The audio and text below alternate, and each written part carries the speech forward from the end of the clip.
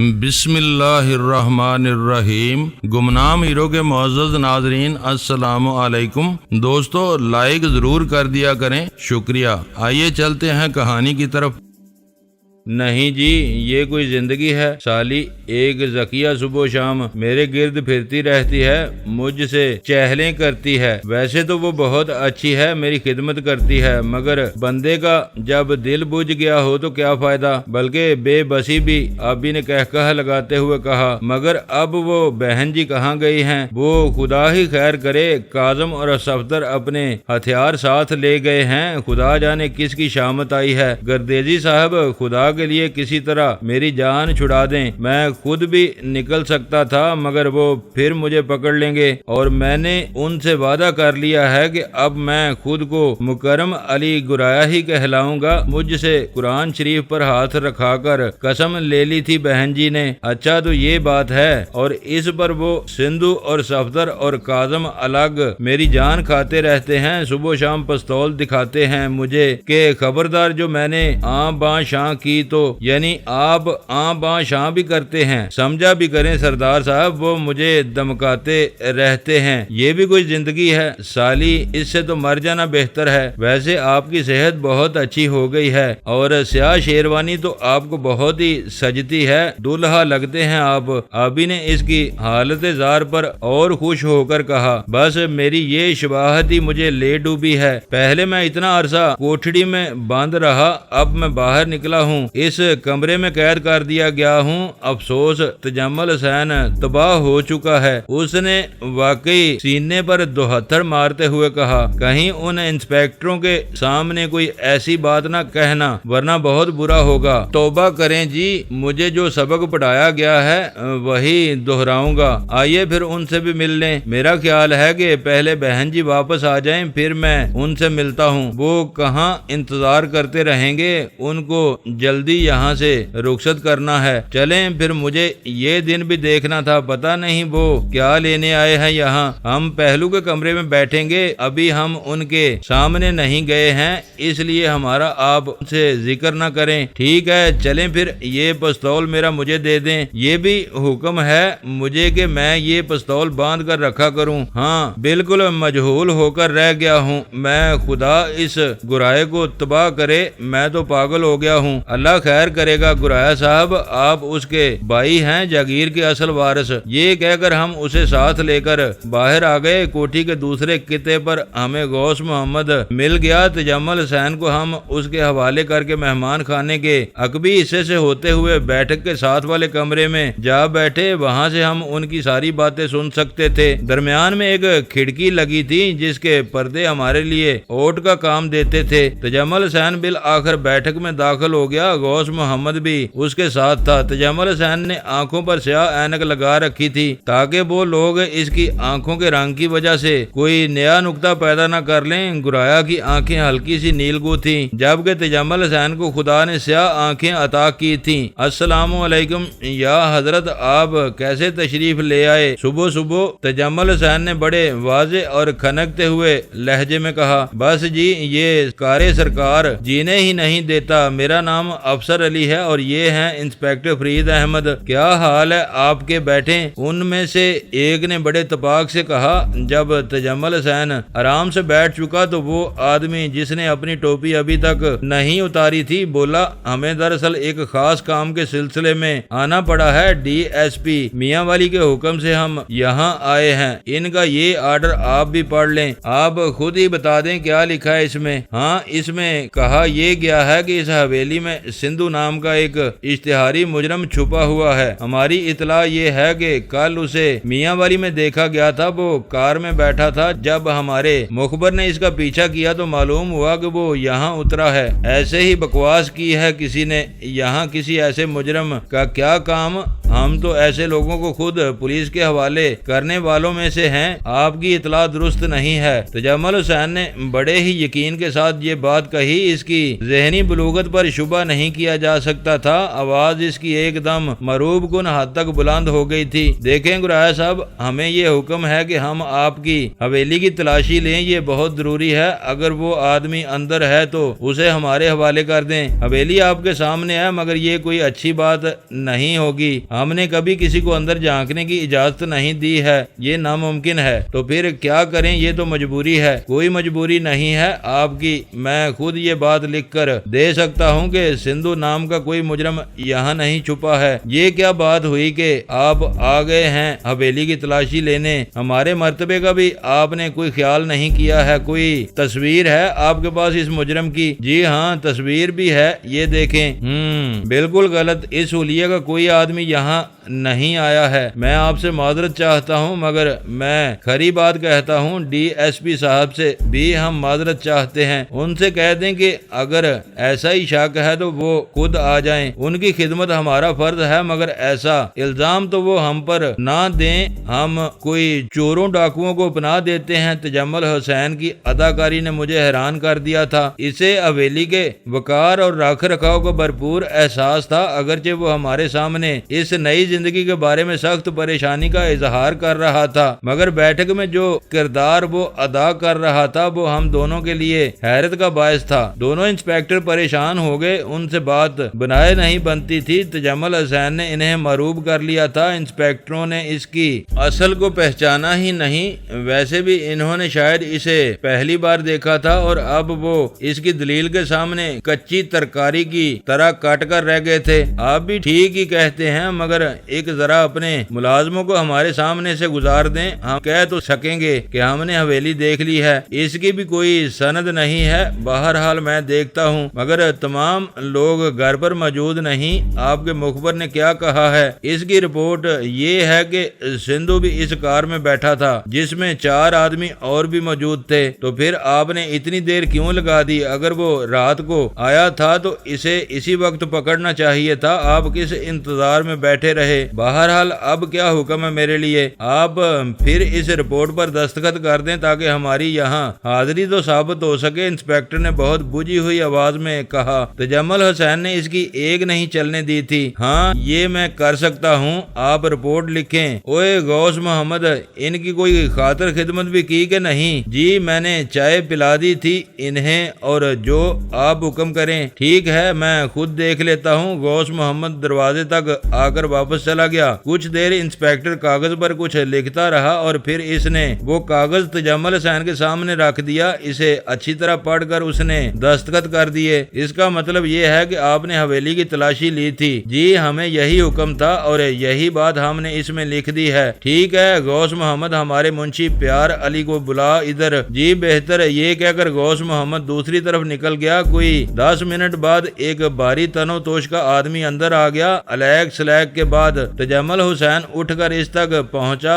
اور اسے دروازے سے باہر لے گیا۔ پتہ نہیں وہاں جا کر اس نے پیار علی سے کیا کہا۔ تجمل حسین خود تیزی سے حویلی کی طرف نکل گیا اور منشی بھی اس کے ساتھ تھا۔ وہ کوئی 20 منٹ بعد واپس آیا تو وہ پلاسٹک کے 2 بڑے بڑے لفافے اٹھائے ہوئے تھا۔ انسپیکٹروں کے پاس واپس آ کر بولا، آپ آئے ہیں، یہ ہماری عزت افزائی ہے۔ گرایا صاحب نے آپ کے لیے تھان بھیجے ہیں، یہ دنی پور کا کھدر ہے، امید ہے اسے آپ پسند کریں گے، ہمارے جلاحوں نے تیار کیے ہیں۔ ارے نہیں، اس کی کیا ضرورت تھی بھائی؟ جی نہیں، یہ ہمارا فرض ہے، جو کوئی بھی پولیس کا آدمی یہاں آتا ہے ہم اس کی خدمت ضرور کرتے ہیں۔ ہاں، میں 3 سال پہلے بھی یہاں آیا تھا ان لوگوں کے ساتھ، جب بھی مجھے یاد رکھا تھا اس انسپیکٹر کا نام افسر علی تھا۔ بڑی خوشی سے وہ تھان پکڑ لیے اور بڑے ہی تشکر آمیز انداز میں بولا، گرایا صاحب سے ہمارا بہت بہت شکریہ، اگرچہ اس کی ضرورت نہیں تھی، مگر ان کی مہربانی سمجھ کر رکھ لیں، اور اب ہم جا رہے ہیں، ان سے ہمارا سلام کہہ دینا۔ یہ کہہ کر دونوں وہاں سے اٹھ گئے اور تیز تیز قدم اٹھاتے ہوئے باہر نکل گئے۔ منشی بھی ان کے ساتھ ہی باہر چلا گیا۔ گاڑی تو باہر کھڑی تھی، وہ اس میں بیٹھے اور اسی وقت وہاں سے چل دیے۔ منشی صاحب واپس آیا تو سیدھا تجمل حسین کے کمرے کی طرف بڑھ گیا۔ ہم بھی اپنے کمرے سے باہر نکل آئے۔ معلوم मालूम हुआ कि गौस मोहम्मद ने उन तीनों को जगा दिया था और अब वो बैठक के अकबी कमरे में बैठे सारी बातें सुन रहे थे जो तजम्मुल हसैन उन इंस्पेक्टरों के दरमियान हुई थी। उनको यूं यकसू और एक देखकर मैंने कहा, भाई सिंधु वो तुम्हें लेने आए थे, आखिर मामला क्या है? ये बड़ी मुश्किलों से गुराया साहब ने इनसे जान छुड़ाई है। बहुत ही कमीने थे वो। बहन जी यहाँ होती तो इनको ना जाने देती। वो तेरे बड़े पुराने गाहक हैं। तू कब तक इश्तिहारी मुजरम बना रहेगा? जा उनका घर पूरा कर दे। मुसोलिनी ने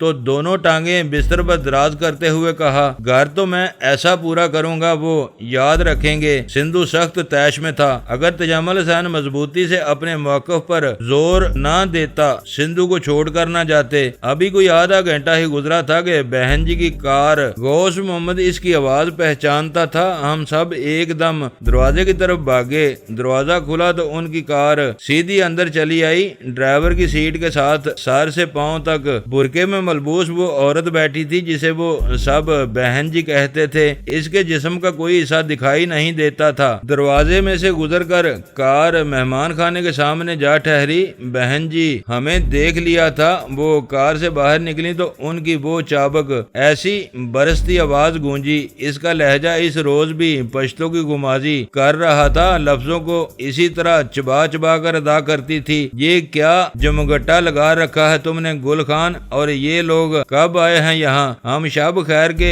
पास ठहरे थे, कल रात यहाँ पहुँचे हैं। बहन जी मैंने जानबूझकर इसके करीब होते हुए कहा। गाड़ी के अंदर पिछली सीट पर कोई औंधे मुंह लेटा हुआ था और उस पर उन लोगों ने सफेद चादर डाल रखी थी। काजम इसको सीधा ले जाकर कोठड़ी में बंद कर दो। इसका ये हुक्म सुनते ही गाड़ी हरकत में आ गई और वो कार को उन कोठड़ियों की तरफ मोड़ कर ले गए जिनमें हम बंद रह चुके थे। ये कौन है बहन जी? गुल खान ने बड़े अदब से पूछा। ये लाशारी का साथी हमीद कलहरी है। शब खैर से बच्चा इन्हीं लोगों ने लिया था। मैं इसे रावलपिंडी से पकड़ कर लाई हूँ। मुझे अफसोस है कि बच्चा मेरे हाथ नहीं आ सका। तुम्हें याद है ये शख्स 6 दिन पहले भी यहाँ आया था। गुराया साहब से घोड़ा खरीदना चाहता था। पता नहीं इसे शब खैर का पता किसने बता दिया। ये कहकर वो हवेली की इमारत की तरफ चल दी। पहली बार मैंने उसे चलते देखा था। इस वक्त मैं गुल खान के पास ही खड़ा था। पहली बार मुझे एहसास हुआ कि वो आसिया की चाल है। उसको तो मैं सारी जिंदगी घर में चलते देखता रहा था। मैं उसे कैसे भूल जाता? इसकी रफ्तार में जरा सी डगमगाहट आ गई थी, मगर वो कसदन भी हो सकती थी। मगर मेरा दिल ये कहता था कि वो आसिया ही है। बिल्कुल वही काद काठ, वही उठान, वैसी ही बाजुओं की हरकत जिनको वो बुरका में बहुत संभाल संभाल कर रखती थी। वो कोई 10 कदम चली होगी कि अचानक रुकी और बोली, आप वहाँ क्यों रुक गए हैं? मेरे साथ आए। उसने हमें बराह रास्त मुखातब करते हुए कहा। जी बेहतर, हम आ रहे हैं। ये कहकर मैं और आप भी उसके पीछे चल दिए। इसकी रफ्तार और तेज हो गई थी। गुल खान, सिंधु और मुसोलिनी भी हमारे पीछे आ रहे थे। आप भी तूने देखा? ये हूबहू आसिया है। मैं इसे पहचान चुका हूँ, मैंने दबी आवाज में कहा। नहीं यार, तुझे देखकर भी उसने तेरी तरफ वो तवज्जो नहीं दी जिसका तू मुस्तहिक है। कोई मसलहत होगी। बहरहाल मुझे यकीन है कि ये आसिया ही है। ठीक है, अभी मालूम हो जाता है। ये कहते हुए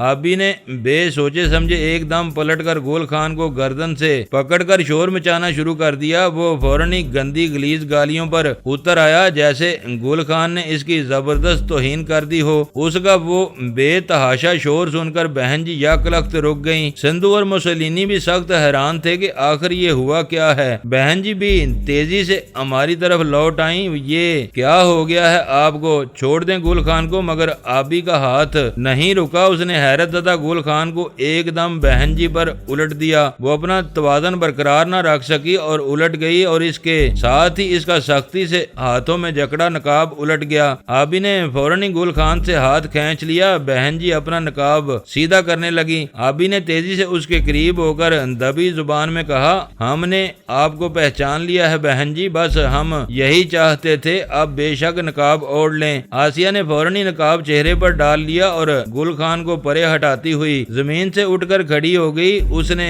यूं जाहिर किया जैसे इसने आबी की बात ही ना सुनी हो। इधर आओ गुल खान, خان انہوں نے تم پر ہاتھ کیوں اٹھایا ہے؟ میں خود حیران ہوں بہن جی، پتہ نہیں انہیں کیا ہو گیا تھا، مجھے معاف کر دے یار، دیکھ میں تیرے آگے ہاتھ جوڑتا ہوں، میں سمجھا کہ کوئی دشمن میرے سامنے آ گیا ہے، میرا مغز ہی پھر گیا تھا، دیکھ میں تجھ سے معافی مانگتا ہوں۔ آبی نے فراخ دلی سے مسکراتے ہوئے کہا، ٹھیک ہے بھائی، اگر تیری یہی مرضی ہے تو یوں ہی صحیح، ورنہ میں نے کبھی کسی کو معاف نہیں کیا ہے، میری اس گردن پر کسی نے ہاتھ نہیں ڈالا تھا۔ وہ اپنے دونوں بڑے بڑے ہاتھ گردن پر پھیر کر بولا، اس کا علاج کراؤ باؤجی، کسی ڈاکٹر سے معائنہ کراؤ اس کا، یہ تو نیم پاگل لگتا ہے مجھے۔ خواہ مخواہ ہی گل خان پر چڑھ دوڑا۔ سندھو بولا، دفع کرو یار، میرا خیال ہے اس کو غلطی لگ گئی ہے، آؤ اندر چلتے ہیں۔ میں نے بھی گل خان کے آگے ہاتھ جوڑ دیے۔ آسیہ اس دوران برقعے کو پوری طرح کس چکی تھی، وہ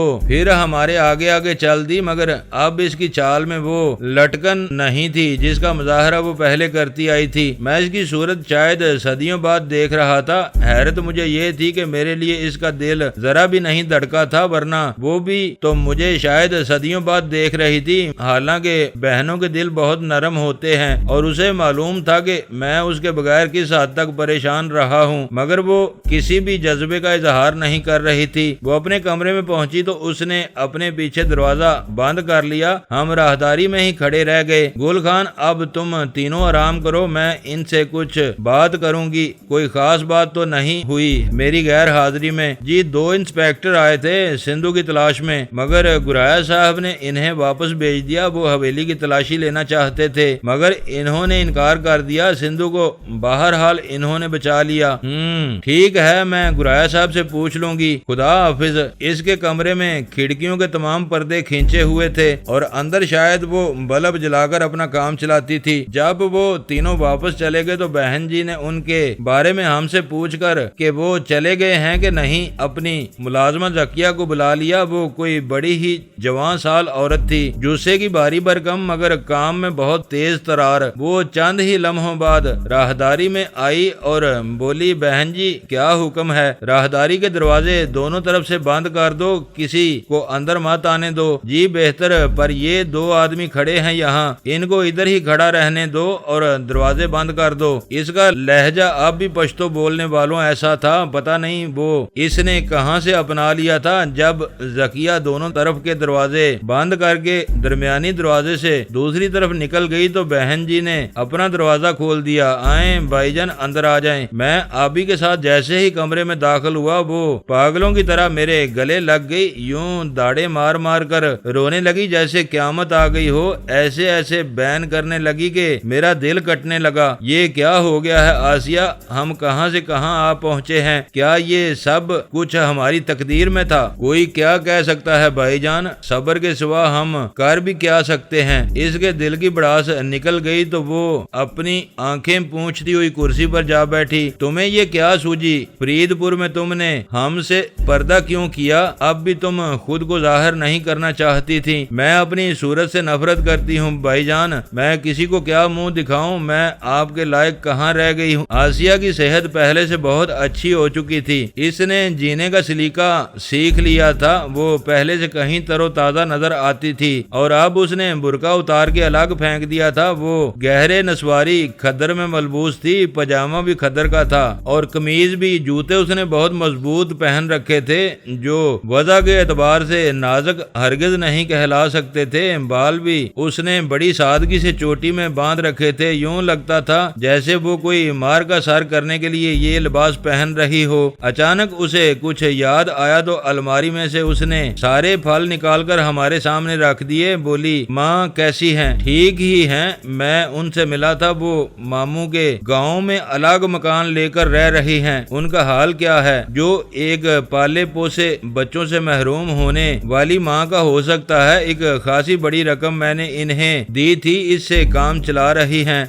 کسی دن میں بھی ان کے پاس جاؤں گی۔ لگتا ہے تمہیں جینے کا سلیقہ آ گیا ہے۔ اس حویلی پر کیسے قبضہ کر لیا تم نے؟ گرائے کو مار دینے کے بعد تجمل حسین کو میں نے گرایا بنا دیا۔ وہ بہت جان چراتا ہے مگر میں نے اسے کہہ دیا کہ اگر اس نے بغاوت کی تو وہ اس کی زندگی کا آخری دن ہوگا۔ ہاں ہم اس سے مل چکے ہیں، کہتا وہ یہی ہے مگر سمجھدار آدمی ہے۔ آج 2 انسپیکٹروں کو اس نے ٹرکھایا، پھر پھر منشی کے ذریعے اس نے کھدر کے 2 تھان بھی تھانے داروں کو دیے کہ وہ آئے ہیں تو خالی ہاتھ نہ جائیں۔ ہاں میں نے اسے پہلے سب کچھ سمجھا دیا تھا۔ پولیس کو کسی نہ کسی طرح خوش رکھنا چاہیے اور یہ وجہ ہے کہ ہم یہاں سے کسی کو خالی ہاتھ نہیں لوٹاتے ہیں۔ یہاں بہت سے نوکر چاکر بھی تھے، ان کو میں نے نکال دیا ہے۔ ڈر مجھے صرف اس پہلے منشی کا ہے، منشی ولایت خان کا، وہ کہیں ہمارے لیے مصیبت نہ بن جائے، کیونکہ میرا خیال ہے کہ اسے اصل صورتحال کا پتہ چل گیا تھا، مگر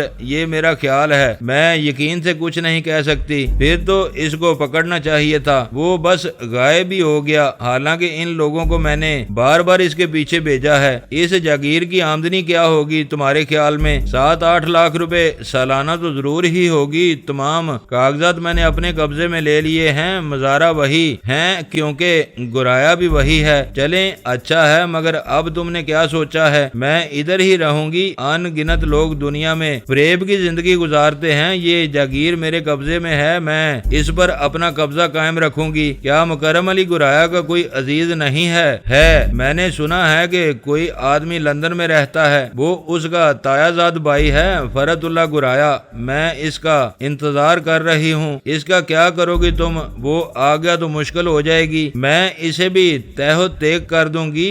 یہ لوگ میرے کس دن کام آئیں گے؟ ان کو میں کام مہیا کرتی رہتی ہوں۔ کیا مطلب؟ یعنی کوئی فیکٹری کھول رکھی ہے تم نے؟ میں نے پہلی بار مسکراتے ہوئے کہا۔ ڈاکہ زنی یہ ان کا پیشہ ہے اور میں ان کو پناہ دیتی ہوں۔ یہاں یہ بڑے معزز آدمی بن کر رہ رہے ہیں، مہینے میں 1 پھیرا یہ ضرور لگا لیتے ہیں۔ وہ کس طرف؟ مختلف ضلعوں کا کسی نہ کسی ذمہ دار یا صنعت کار کا پتہ میں انہیں بتا دیتی ہوں، اور وہ روپیہ کہاں جاتا ہے؟ آدھا میری جیب میں اور آدھا ان کا۔ بالعموم یہ 4 کے گروہ میں باہر نکلتے ہیں، بڑے امیر ہو چکے ہیں یہ۔ کسی نے سرحد میں، کسی نے پنجاب میں اور کسی نے سندھ میں زمینیں خرید لی ہیں۔ کمال کی بات ہے آسیہ، تمہیں یہ راستہ کس نے دکھا دیا؟ میں تو سمجھتا تھا تم بہت ہی مظلوم حالت میں کسی جگہ پڑی ہوگی، زمانے کی گردش نے مجھے یہ راستہ دکھا دیا۔ دنیا صرف طاقت کے بل بوتے پر چل رہی ہے، میں کب تک مار کھاتی رہتی؟ جیسے ہی مجھے موقع ملا میں نے یہ گروہ بنا لیا۔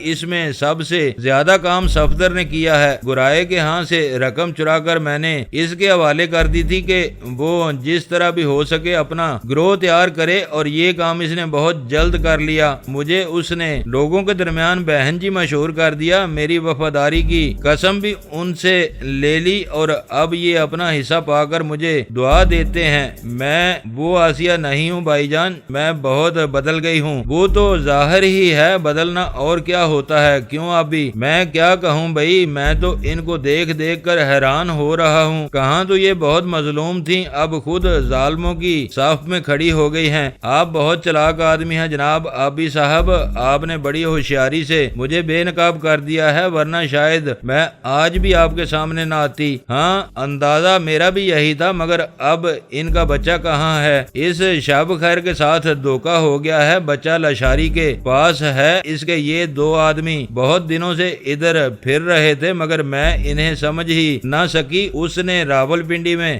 اپنے ٹھکانے کا ذکر غوث محمد سے یوں ہی بے خیالی میں کر دیا تھا، اسی لیے میں کل کار لے کر اس کے پاس جا پہنچی۔ صفدر اور کاظم نے اسے جاتے ہی چھاپ لیا، مگر افسوس کہ دوسرا آدمی میرے ہاتھ نہیں لگا۔ میرا خیال ہے وہ وہاں تھا ہی نہیں، پہلے ہی لاشاری کے پاس جا چکا تھا۔ اب کیا ارادے ہیں آپ کے؟ کل میں ان کو لاشاری کے پاس ضرور بھیجوں گی، اسے بچہ واپس کرنا ہوگا ورنہ وہ میرے ہاتھوں مارا جائے گا۔ کیا یہ بہتر نہیں کہ آپ اس سے شادی کر لیں؟ وہ بہت آزردہ ہو رہا تھا، آبی نے بڑی ڈٹائی سے کہا۔ اس کو میں اور آزردہ دیکھنا چاہتی ہوں، اس خبیث آدمی کو۔ وہ خود روتا ہوا یہاں آئے گا۔ ایسا نہ کریں، اس نے آپ سے کہا بھی تھا کہ آپ اس کے پاس رہ جائیں، وہ تو پہلے ہی رو چکا ہے۔ کیوں جلانی؟ ہاں مجھے اس سے ہمدردی ہے، آپ بھی اس کا جرم ناقابل معافی ہے، بشرطے کہ وہ بچے سمیت یہاں آ جائے۔ آپ بھی اس کی سفارش کرتے ہیں بھائی جان؟ آپ کی غیرت کو کیا ہو گیا ہے؟ اس نے منہ پکا کر کے کہا، حالانکہ وہ جانتی تھی کہ وہ کیا کہہ رہی ہے۔ میری غیرت ہی کہاں رہ گئی ہے بہن جی، میرا پہلا قدم ہی میری بے غیرتی کی دلیل بن گیا تھا، اور آپ میرے بیاہ کے لیے روپیہ لانے نکلے تھے، ہے نا یہی بات؟ ہاں بس مجھ سے وہی غلطی ہوگی، ایسی غلطی کہ میں پھر سنبھل ہی نہیں سکا، اور اب میرے پاس ڈھیروں روپیہ جمع ہے۔ میرا خیال ہے آپ تو ابھی تک خالی ہاتھ ہی پھر رہے ہوں گے، کیوں بھائی جان؟ ایسی بھی کوئی بات نہیں ہے، بینک میں ہم دونوں کے نام کوئی 70 لاکھ روپیہ جمع ہے، کیوں ابھی اتنا تو ہوگا۔ ہاں اتنی مارا ماری کے بعد ہم اس کے مالک بن سکے ہیں۔ ابھی نے سگریٹ سلگا لیا، آسیہ کے چہرے سے وہ نظریں نہیں ہٹا رہا تھا۔ بولا یار یہ تمہاری بہن ہی ہے نا، مجھے یقین نہیں آتا، اور کیا کہوں اسے، یہ تو سب کی بہن جی بن بیٹھی ہے، خدا اسے نظر بد سے بچائے۔ اب اس لاشاری کے ساتھی کا کیا کرنا ہے، اسے میں چابک سے ماروں گی، وہ خود بتائے گا کہ انہوں نے بچہ کہاں رکھا ہے۔ شب خیر سے وہ زبردست دھوکہ کر گئے، اسے 50,000 بھی دے گئے، وہ تو مزے میں رہی، مگر خیر لاشاری کو ڈھونڈنا کچھ مشکل نہیں ہوگا، ہماری وجہ سے وہ ایک جگہ شدید زخمی ہو گیا تھا۔ میں نے آسیہ کو اس واقعے کی تفصیل بتاتے ہوئے کہا اسے تو مر جانا چاہیے تھا، اس بے غیرت کو میں اسے کبھی معاف نہیں کر سکتی ہوں بھائی جان، طاقت تو اب ہی میرے ہاتھ میں آئی ہے، نہیں اسے معاف کر دینا زیادہ بہتر ہوگا، میں بھی اسی خیال کا حامی ہوں، کیوں جیلانی؟ ہاں میرا بھی یہی خیال ہے۔ ہم کوئی 2 گھنٹے تک اس کے پاس بیٹھے رہے، اپنی ہڈ بیتی ایک دوسرے کو سناتے رہے، وہ بیچاری میری باتوں پر کبھی رونے لگتی تھی اور کبھی کہا لگاتی تھی، میری اور اس کی تقدیر ایک جیسی تھی، اس نے سلاخوں کے پیچھے رہ کر جو ظلم سہے تھے وہ مجھے کھلے عام بڑے مجمع میں بارونق بازار میں سہنے پڑے تھے، فرق کچھ بھی نہیں تھا، وہ بھی تقدیر کی شاکی تھی، میں بھی، اور اب وہ اس جگیر پر ہر قیمت پر قابض رہنے کا سوچ رہی تھی۔ جب وہ باتیں کر کے تھک گئی تو بولی ٹھیک ہے اب آپ آرام کریں اور میرے لاگ کوئی خدمت ہو تو بتائیں،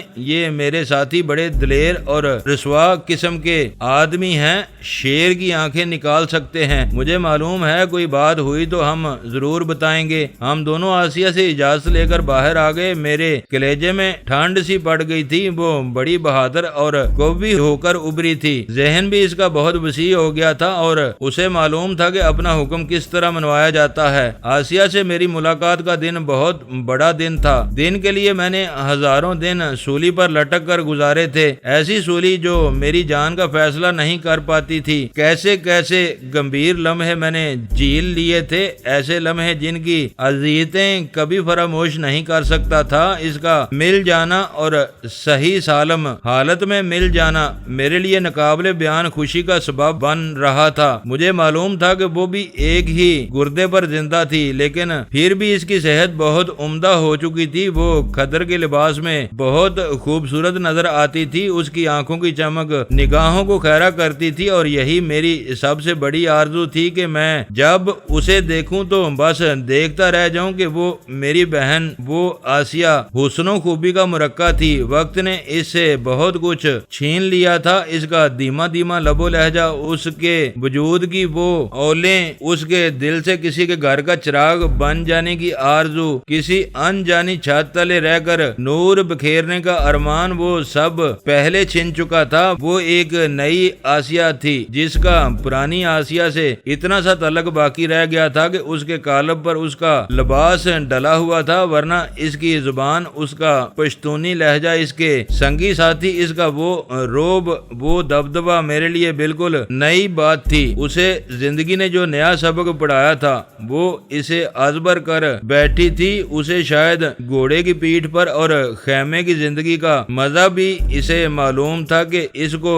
کہاں اور کس وقت کیسے چھپنا ہے، ہمیں معلوم بھی نہ ہو سکا تھا، اور حمید کلہری کو اپنے تیر میں پرو لائی تھی، اس کو معلومات وسیع تھیں، اس علاقے کے چپے چپے سے وہ واقف ہو چکی تھی۔ جب شب خیر کے بارے گل خان مایوس لوٹا تو اس نے فوراً ہی ایک فیصلہ کر لیا تھا اور وہ حمید کلہری تک جا پہنچی۔ اس کا یہ جھپٹنے کا انداز مجھے بہت پسند آیا۔ میں اور آبی اپنے کمرے میں واپس آ گئے اور پیر کھول کر بستر میں جا بیٹھے۔ آبی مسکرا رہا تھا، کسی گہری سوچ میں کھو کر وہ ایسا ہی ہو جاتا تھا۔ تیرا کیا خیال ہے جیلانی، یہ آسیہ ہی ہے نا؟ ہاں بھائی یہ وہی ہے، مگر یہ وہ آسیہ تو نظر نہیں آتی جسے میں جیل سے نکال لایا تھا۔ ہاں تم ٹھیک کہتے ہو، اس کا رنگ ڈنگ ہی بدل گیا ہے، وہ ڈاکوؤں کی سردار بن بیٹھی ہے۔ آبی نے حیرت ظاہر کرتے ہوئے کہا۔ نہیں یار، میرا خیال ہے ان کو اس نے اپنی حفاظت کے لیے یہاں رکھا ہوا ہے۔ عین ممکن ہے بات یہی ہو، مگر اب ہم کیا کریں؟ اس کا منصوبہ تو یہ ہے کہ وہ اس جاگیر پر قابض رہنا چاہتی ہے۔ یہ تو بہت خطرناک بات ہو گئی بھائی۔ کوئی اس مکرم علی کا بھائی بند، کوئی اس کے عزیز رشتہ دار تو ضرور ہوں گے۔ وہ کیسے برداشت کریں گے کہ اس بات کو آبی نے خدشہ ظاہر کیا؟ اس کا بندوبست تو وہ کر چکی ہے۔ تجمل حسین آخر کس نسخے میں کام آئے گا؟ وہ تو بہت بد دل ہو رہا ہے، اس کی باتیں سنی نہیں تم نے؟ اسے تو ہول آتا ہے، ایسے ہی بکواس کرتا ہے وہ۔ اگر وہ باز نہیں آتا تو پھر کسی دن اس کی موت کی خبر مشہور کی جا سکتی ہے۔ میں نے آبی کو اطمینان دلاتے ہوئے کہا، مگر اس سے کیا ہوتا ہے؟ مکرم علی گرایا کے عزیزوں کو ہم کیسے روک سکتے ہیں؟ اس کا بھی انتظام ہو سکتا ہے۔ تجمل حسین سے گرایا کی حیثیت سے ساری جاگیر بہن جی کے نام لکھوائی جا سکتی ہے۔ میں نے اپنا خیال ظاہر کیا، مگر بہن جی کی حیثیت کیا ہوگی؟ ہاں، یہ بڑی اہم بات ہے۔ میں آج شام کو اس سے بات کروں گا، اس بہن جی سے۔ اس نے تو کمال کر دیا ہے۔ میں نے صورتحال کا تجزیہ کرتے ہوئے کہا، میں بھی اسے بہن جی ہی کہنے لگا تھا۔ حالات ایسے تھے کہ مجھے اس معاملے میں آسیہ کی کامیابی بہت ہی مشکوک نظر آتی تھی۔ ابھی تک مجھے یہ معلوم نہیں ہو سکا تھا کہ آسیہ نے تجمل حسین سے اپنا کیا رشتہ استوار کیا تھا۔ کسی نے بھی مجھے یہ احساس نہیں دلایا تھا کہ وہ اس حویلی میں بہن جی کے سوا کسی اور نام سے بھی پہچانی جاتی ہے۔ اگر وہ تجمل حسین کو اپنا شوہر بنا کر پیش کرتی ہے تو پھر معاملہ کچھ کا کچھ ہو سکتا تھا۔ ابھی اسے جاگیر پر قبضہ کیے زیادہ عرصہ نہیں گزرا تھا۔ پتہ نہیں کتنے گاؤں اس جاگیر میں شامل تھے۔ آمدنی کے بارے میں اس نے بتایا تھا کہ وہ 5-6 لاکھ تک پہنچ جاتی ہے۔ اس کا حساب وہ لگا چکی تھی، مگر اس سے آگے کی بات کا مجھے علم نہیں تھا۔ دوستو ویڈیو کو لائک ضرور کر دیا کریں۔ ISI پاک آرمی زندہ باد، پاکستان پائندہ باد۔ معزز ناظرین، اپنا خیال رکھیے گا اور اپنے اس چینل کا بھی شکریہ۔